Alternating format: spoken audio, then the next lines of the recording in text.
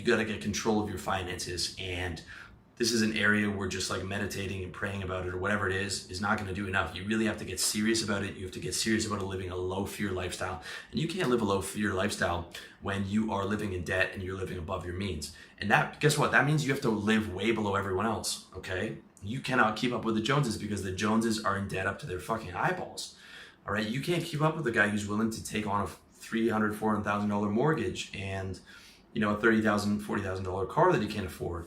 And he's living paycheck to paycheck. Most of the sales guys I know were living paycheck to paycheck. I knew a guy who was making 200 grand a year, and he's talking about how he can't afford his life because he had a child who was disabled and they needed special care, and his wife's spending money like crazy and wants new renovations, and they just bought a new house. The guy's making 20 grand a month and he can't keep up with his lifestyle. A guy I grew up with who became a VP at a bank was in the same boat because, you know, he married one of these tiger moms and she's just killing him for money all the time. And this is a fucking common thing, okay? You cannot live a low fear lifestyle when you have high expenses or when you're in debt. It's impossible. It's impossible. Low fear lifestyle is a low expense lifestyle. And guys, I've been there, all right? Now, I didn't go as far as getting married. I didn't go as far as going into debt for a car or for a house. Thankfully, I saw, you know, I could see those things for what they were, but I did have a demanding job. I did live with a girl. I did consider that option at one point, and it was high stress. I couldn't have imagined how much higher stress it had been if I'd had all those things weighing down on me, especially if I'd had children into the mix, okay? I mean, if you guys want a family and kids and stuff, the unfortunate reality is you can't do that until you're rich, unless you want to live a high fear lifestyle. If you want to be happy, I mean, you can't have kids in the family for a long time, man, like late 30s, because unless you want to live in stress and fear, that's just the nature of it, because every other idiot is willing to go into debt. If every guy wasn't willing to go into so much debt, we could all live, or, you know, usury was illegal like it was under Catholicism, then we could actually afford the houses and cars because there would be no debt. But it's not. So, I mean, if you want to live like other people, you have to take on the amount of debt that other people take on, or you have to focus all your energy onto building a revenue generating machine, cut everything low, and you know, build up your savings and stuff like that. And that's what I recommend, okay? Minimalism is a fucking game changer, all right? You might have seen my video on how to become a hardcore minimalist. I have under 200 things. I can put everything I own in a suitcase or two and move around the world. That's exactly what I did a couple years ago, and it was terrific. I just got on a plane and I moved to a furnished apartment, and immediately my income level and everything quintupled. I mean, my expenses here are like a fifth of where they were back home, and now I make more than a doctor does on my ebook business. And some guys have said, Will, you live in a third world country and you sell ebooks. Like, yeah, man, that's how fucking drastic I was willing to make a change, okay? I had what the Canadian dream was. I had 6 figures in trading, I had 6 figures in sales. I was living that life. I had the suits. I still have a fucking $2,000 suit in my closet because I thought that was a thing to buy. And I'm telling you guys, that dream was fucking hollow as a shell, you know, because there's so much stress. I got my boss breathing down my neck to hit my targets. I got to make 100 cold calls a day. I got to deal with angry clients every day because back office fucked everything up, you know. And if I would, before when I was trying to live the lifestyle of going to King West every night and showing off and going to networking and being that guy, I'm telling you, man, it's paycheck to paycheck.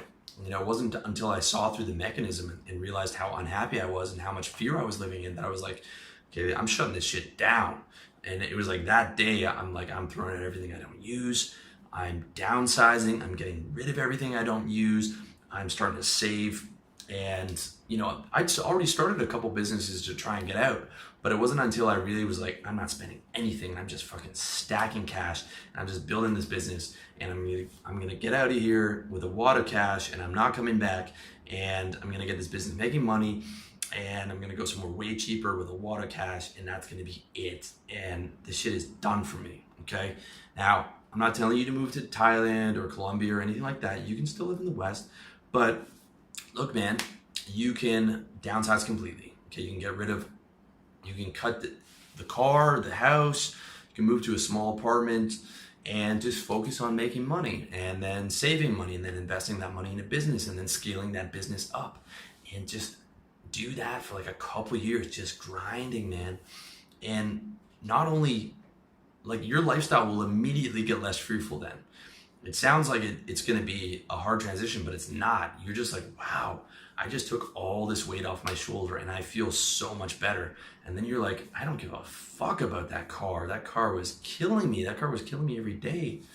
And then, dude, when you get out of that job that you hate and like you come somewhere over here, or like if you're an American, you can just go to like a small town in Arizona or Florida where it's a lot cheaper, and maybe you got an online thing going on. Oh my God, man, it is night and day difference in terms of the amount of fear that you have to deal with. Like, my daily grind in sales would be like my worst day of the year. And I'm not trying to throw that in your face. I'm just trying to tell you, like, that you don't realize how much fear you're living in if you are trying to keep up with the Jones and you don't have control over your finances. It is brutal, merciless fucking slave ship, man. And I'm telling you, if you don't get control of those, they're going to control you. And the sooner you get control, the better. All right. This is especially true if like you're just 18, 19, 21, before you let them take control over you. Because I see so many guys go under and they're just like grinding it out until they're 65 on that treadmill and living in a state of constant like low level to mid-level anxiety because of money. And then because of that, a lot of guys develop health problems early. Like, if you want to see why guys in their 30s let themselves go, it's because they're trying to support a family and a house and a car and a mortgage and a demanding job, and they're commuting 2 hours a day. And it's like one of their only pleasures is, having beer and food. Every salesman I know, especially the guys with like houses and stuff to keep track of, had at least one major vice: junk food, weed, alcohol, if not all three. Or some guys were cokeheads, because every weekend guys were rushing to the bar on Friday night to get wasted, to just like obliterate the stress that accumulated at that week. Okay. But when you get control over this stuff, that's not your reality anymore. And I'm telling you, someone who's lived it and someone who's, at the point where, I am able to, live that low fear lifestyle, and it's night and day, man. And you don't have to take it from me, man. Just look around, go talk to your older cousins, talk to them and ask them how things are going, man. And they'll answer stuff like, man, just slaving away, or like, working like a dog. Like, that's the first thing out of guys' mouths. All right. And I've seen it with every guy that I know that has a family back in the West, is working like a dog and is tired, and double that when it's like your first kid and you don't get to sleep. And like, man, you got to get control over those finances, or those finances get control over you.